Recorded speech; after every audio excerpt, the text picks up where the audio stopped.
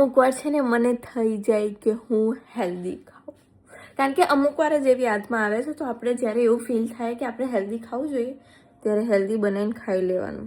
Please મારી આંખો નીચેના આ કાળા કૂવા ઇગ્નોર કરજો.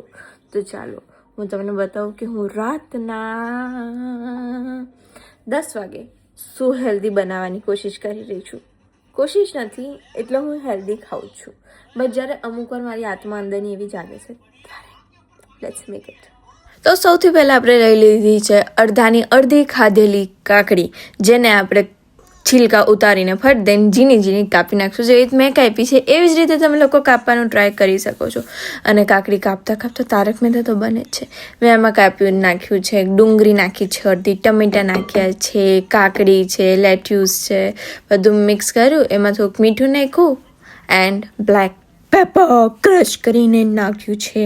પછી એમાં અમે આવી જ રીતે અમારે અહીંયા કામ ચાલે છે, વધારે મગ આમાં વધારે નહોતા નાખવાના.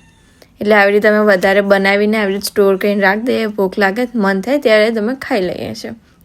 એવું થાય જ નહીં કે હું બનાવું કાન ન થાય. આટલા બધા મગ નાખવાના જ નહોતા તો પણ ચાલશે. થોડા કાઢી લીધા અને આપણે લીંબુને નીચવી લઈશું સરખી રીતે. એક એક બૂંદ લીંબુનું નીચવી લઈશું.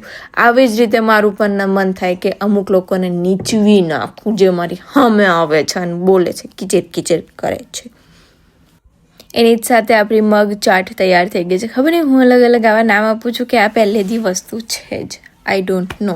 એની સાથે હું આ પાણી પીશ, જેને મેં ઓવરનાઇટ આ પાણીમાં કાકડી, આદુ, પુદીનો, અજમો, કાકડી, હા એ બધું નાખીને મેં મૂકી રાખ્યું હતું. બીટરૂટ પણ નાખ્યું હતું, આખી રાત મૂકી રાખ્યું. અત્યારે એમાંથી બધું કાઢીને આમાં ચિયા સીડ નાખ્યા છે.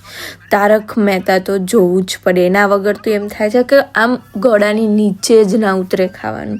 So guys, thank you for watching my this stupid mini blog. And હા, લાઈક કરજો, કમેન્ટ કરજો, શેર કરજો અને સબસ્ક્રાઈબ કરવાનું જરા પણ ભૂલતા નહીં. Thank you guys, keep supporting and હા, સબસ્ક્રાઈબ જરૂર કરજો.